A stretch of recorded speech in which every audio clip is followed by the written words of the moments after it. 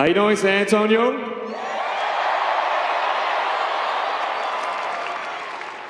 I did a lot of speeches in my life, but I have to admit, in this one, I'm very nervous on this one, because I don't want to mess it up.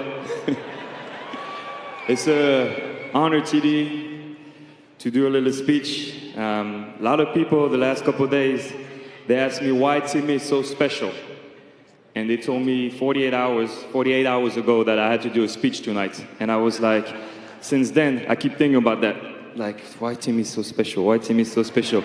I was like, the whole time, Pop did a speech before the game. I didn't even listen. I was like, why Timmy is so special?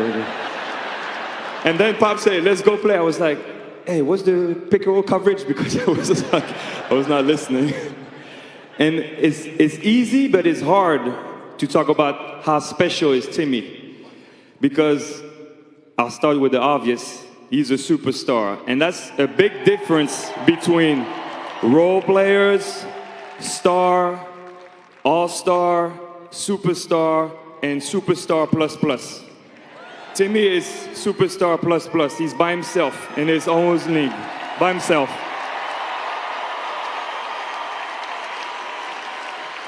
Because Timmy will play the game so easy.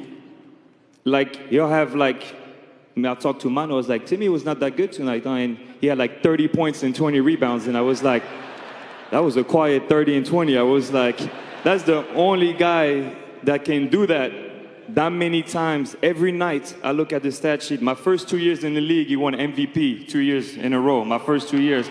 And every night I look and I'm like, wow, 40 and 26, I didn't even see it. Like, that's crazy to do that. That's very hard, because he's so unselfish. And everybody keeps saying that he's unselfish because he makes everybody around him better. And that's the true definition of a superstar.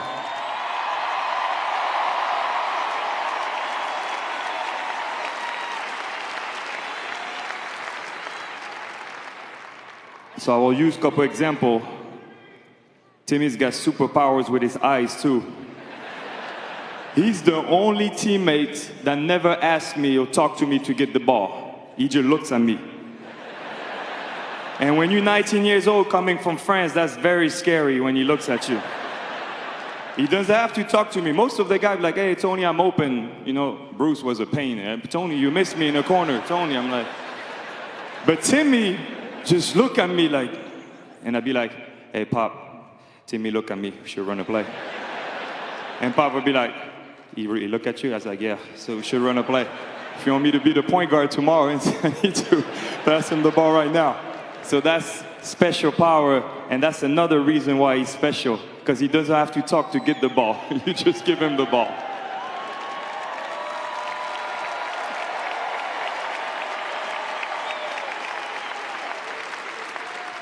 Another thing why he's special, Timmy, last year, to use a recent example, he's 40 years old, 40 years old, 2 knee braces, and I'm looking like Boban was from Serbia, and Timmy doesn't even like Serbia, and he was like practicing, trying to get him better, and Boban was working with an intern, and then Timmy take him out, and for 20 minutes in a row, straight, play only defense to make Boban better. And I was looking at it, I was like, that's very special, because he's 40 years old, and he's trying to help Boban get better and play straight defense for 20 minutes in a row. So that's special to me. So just to give you a lot of examples, but the best example to me, to finish, I promise TD I'll be short, but I can't be short. It's your night, man. Can't be short. Play 15 years together. But the best example I can give is off the court.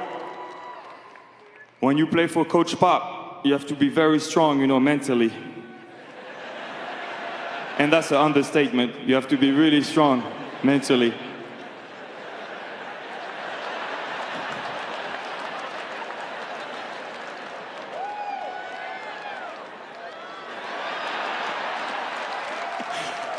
And Timmy was always the best. He always knew, I don't know how, but he always knew when to send me a text to pump me up, give me maybe, I don't know, like 10,000 hugs during games, after games, always helping me out through those 15 years. And that's another thing why Tim is special, because he cared. He wanted to win, but off the court, he was the best. Anything that happened in my life, he was always there for me. Birthdays, anything that happened, you was always the first one to text me. When I had kids and stuff like that, you was always there for me. And I'll always use you as a great example to follow, except of the closing, you know. Javen, wear the tie, wear the tie, wear the tie. But you'll always be an example to follow, and I love you guys, and now we're always gonna remember number 21. Thank you.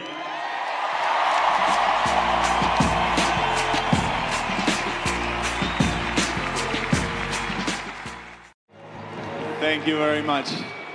I'm incredibly nervous too. This is not a usual situation for me.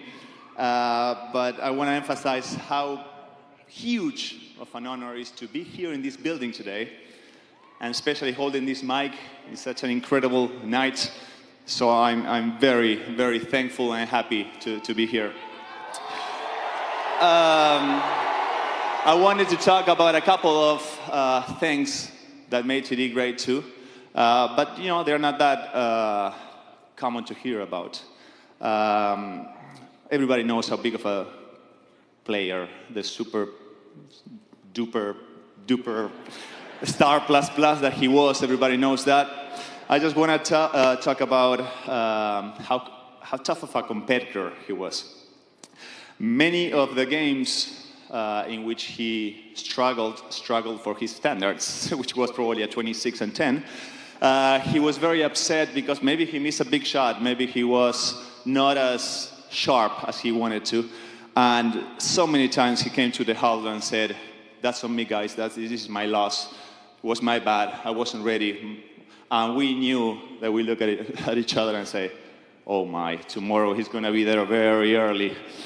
He's going to be very early there. So next morning he would get his headphones, get into the gun, the rebounding and passing machine, and shoot there for hours. Right-handed hook, free throw, banker, up fake, dribble, shoot. And you go there early to do treatments because you were tired, and the guy was there shooting and showing everybody else how it's done. And then the other thing that was coming for sure, it was an unbelievable night. He was really a tough competitor, and well, no, you guys can tell looking up there at all the rings and banners we got hanging there. Yeah. The other one was, on the other hand, I mean, he was so competitive, but he never hold anybody else accountable for losses or bad games. So I'm going to talk about him as a teammate. And as everybody said it, he was an unbelievable teammate in a way that is hard for you guys to see, because he didn't do it the conventional way. He didn't do it bumping chests or talking on the media or things like that. He did it quietly in a hotel room, in a locker room. It's true. As Tony said it, the first couple of years for us was tough. Pop was putting us through a lot of mental tests. He was the one always being ready to give you a hug, a pat in the head. So many pats in the head, you know what happened up there. So many hugs too. The guy was unbelievable. I have one story that I never shared before. It was 2006, playoffs in Sacramento. We were up 2-1, and Pop designed a play. I had to finish the game. We were tied. I not only messed that play up, I turned it over, but they ran on transition, they scored, and we lost. It was 2-2, and I was devastated. I was truly embarrassed to have turned the ball over like that, and it really hurt me. I wanted to vanish. I wanted to dig a hole in the floor and just hide there forever. So I went to my room, I hid there. I didn't want to talk to anybody, so I turned the phone off, and the hotel room started to ring. I said, I don't want to talk to anybody, so I ignored it. Started to ring again, so I pick it up and hang it. Third time, I hang it again. Fourth time, I unplugged it. I said, yeah, come find me now. But then there was another one in the bathroom. By the fifth time, I go pick it up. I say, what? And it was, Nanu. That's the way he called me. Nanu. He goes, what's up, buddy? What, TD? I don't want to talk to anybody. You know what happened. Come on. Come with me. Come with me. And he started insisting, and you don't say no to TD. So he said it. And he invited me to dinner. We talked for hours. We talked about computers, cars, TV shows, whatever. The whole night shift. My mental state shifted. And, you know, I had a way better night than could have been otherwise. Those are the type of gestures that I'm pretty sure you can go and ask most of his teammates around, and they all saw it.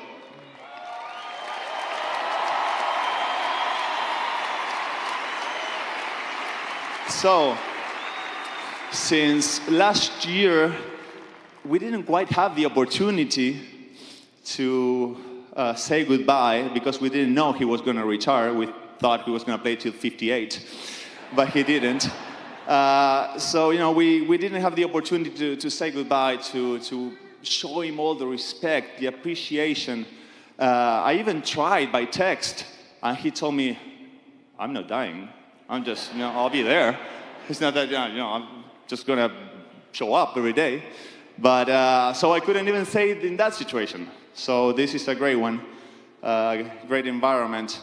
I'm pretty sure we as the teammates wanted to have this opportunity, coaching staff and the whole Spurs franchise, and no question about you guys that wanted to say goodbye for the last time. No question. If there's somebody that deserves it, it's him. So, since I have the opportunity now, thank you, TD. Thank you very much for all these years. Thank you for the 4 rings I have in my home because of you. Thank you for making me better, making him better, and him, and everybody that ever played with you. So thank you very much, really appreciate it.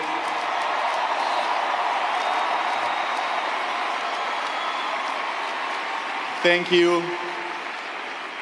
Thank you for your lessons that you never tried to give, but you did. Thank you for your friendship. Love you, man.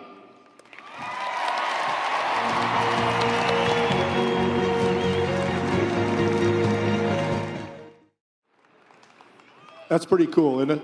I mean, from down on the island, he comes and does what he does. We all know now he was a swimmer and was probably going to be an Olympian, and things changed as the weather changed. But my time with him begins after Coach had him, and we all need to thank Coach for delivering a product to San Antonio that was already baked in the oven. We didn't have to do much because of what Coach Odom did at Wake Forest, and that's not an exaggeration, that's the truth. Timmy was very, very ready to go when he got here. When I first met him, well, after we drafted him, which was really a tough decision. Your cat or your dog at your house could have made that decision. I mean, you don't have to be very smart. But I decided to go down to the island and see who this guy was and to see if we were going to click and just how things would go. And I learned very quickly who he was. He could have told me that as soon as you get there and get in your rental car, that everybody drives on the other side of the road. But he neglected to tell me that. So I almost died 2 or 3 times just getting to his house. And then we lived on the beach for a few days. And we swam, and we talked. And from that moment, I knew that he was a special individual because he basically talked about everything but basketball. And we've been the recipients of that intelligence and that outlook on life since he's walked in here. So we're very thankful. But he's also strange. I don't know how many times I've had to bring carrot cake to his room, or he would be miffed. We're in a city, and I'm in a restaurant, and they have carrot cake. And so whenever that happens, I get the carrot cake, I bring it to his room like 2 or 3 in the afternoon. He might be sleeping. So I just set it at the door. I don't know what mice or whatever else has been eating on it, but I set it by the door. I'll knock and then I'll leave. And he got used to this. So I had to do this for 20 years. Carrot cake for 20 years. David and Bruce never bothered me that way. Sean didn't bother me that way. But, you know, Timmy's special, so he had to have carrot cake. You know. The first practice is his gym shorts are backwards. Reminds me of somebody now, wherever he might be. I don't know where the guys are. And we said, what's the deal? He goes, this is what I do. This is how I roll. I looked at the coaches, they looked at me, RC, we talked. He said, I don't think we care how he wears his trunks. So he did it the entire time. He's an enigma in some ways. You think that Kawhi Leonard doesn't talk much. When Timmy first got here, it was like mental telepathy. I would say something to him, and he would stare. The same stare that Tony gets on the court, and I wasn't sure if he was paying attention, but you know, he was a great collegian and played at a great program, so I'm figuring he understands what I'm saying. And finally, I realized that he understood everything I was saying, probably agreed with about half of it, but he's so respectful that he wouldn't say anything until later.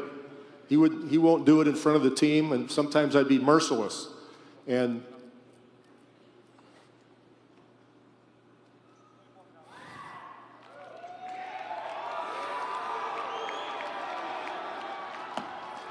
for that, I'm really thankful because you allowed me to coach the team.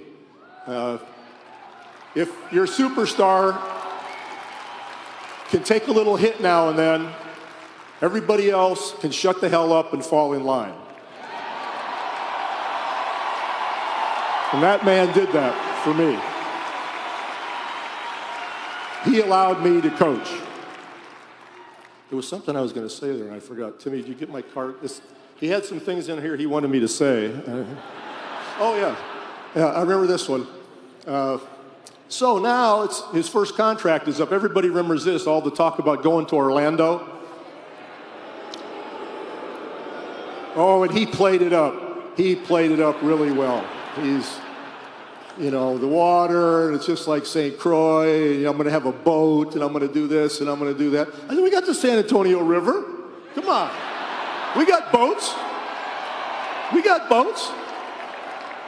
So I can remember late nights in my backyard till 1 and 2 in the morning sometimes, sitting there talking, what are you going to do? What are you going to do? What are you going to do with the team, Pop? And what do you, Timmy? Back and forth. So finally he made a decision after putting me through the grinder for what seemed like an eternity. He came over one night. True story. Don't you even try to deny it. True story. He thinks it's funny. He walks in, he says, Pop, before we sit down, I got to just tell you I'm going to go to Orlando.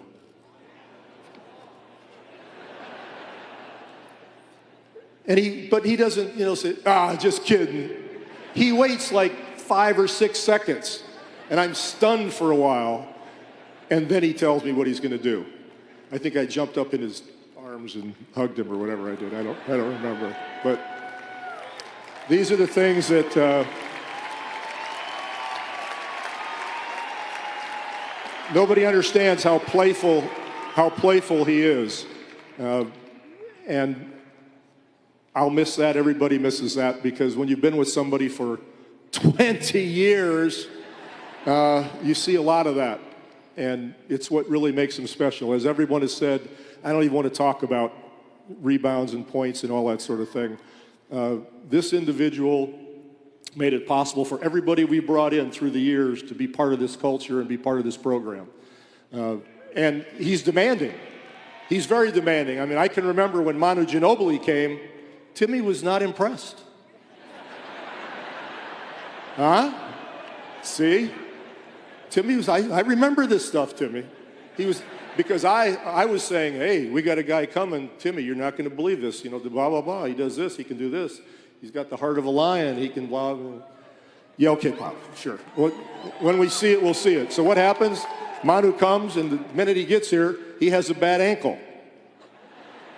And he looks like RC and I as a player. You know, he doesn't look that good. And Timmy just kind of looks at me like, yeah, okay, that's Ginobili. Great, Pop. So as luck would have it, we finally decided to sit Manu and wait till January, make sure he got healed. And when he came back in January, he was a monster. But Timmy's never said thank you or I was wrong or I don't remember anything like that. Maybe later on tonight, maybe you'll admit that.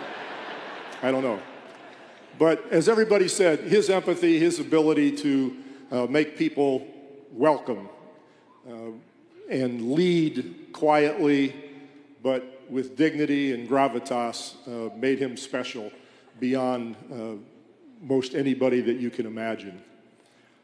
And the last comment I'm going to make before, I promised I wouldn't use this tissue, so I'm not going to do it.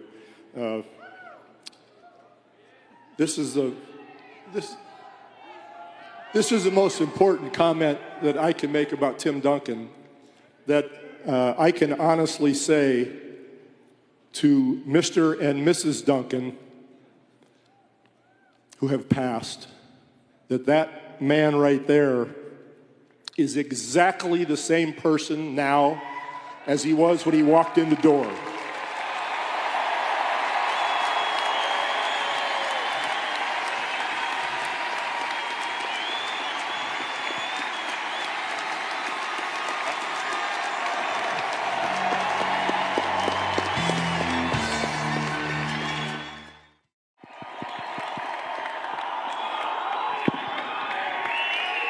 Thank you. Thank you.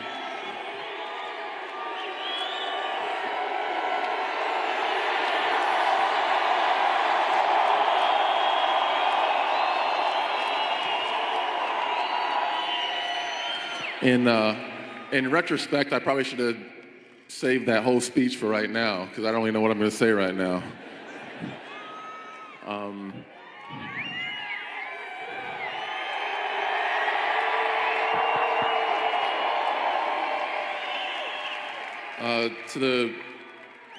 To all you in here, the fans, all of San Antonio, thank you. The love and support is overwhelming, especially over the last couple weeks.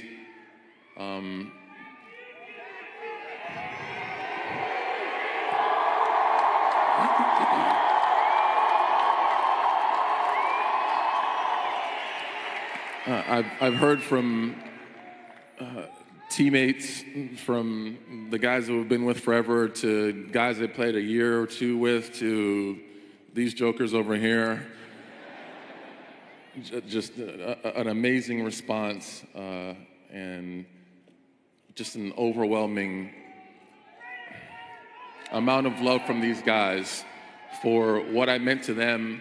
And it doesn't even explain how much they meant to me, because I got so much more from you guys, from my teammates, from these guys over here than they can explain that they got from me. And I know that.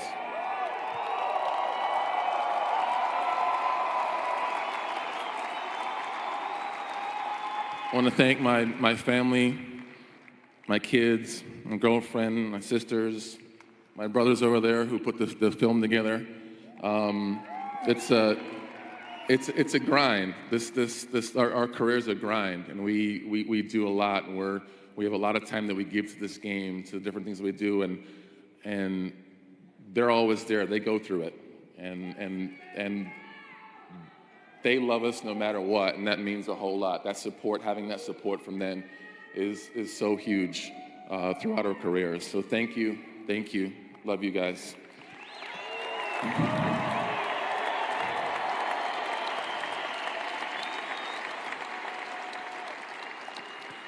To my coaches, to Coach Odom, who gave me an opportunity. Some kid in the islands who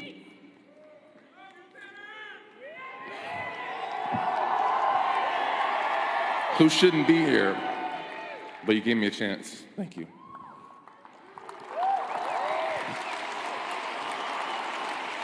To RC and Pop, and we're all a part of a puzzle, and you guys put it together. And we're out here every year with winning championships and creating atmosphere that we'd like to take some credit for, but you guys put together. Thank you. Thank you, Coach Pop, for being more than a coach.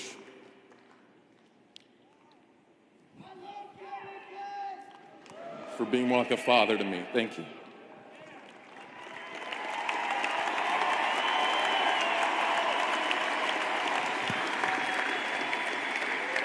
I won a lot of bets tonight. I'm going to tell you this. I won a lot of bets tonight. I didn't wear jeans. I wore a sport coat. I didn't wear a tie, so a bunch of people knew that. And I spoke for more than 30 seconds.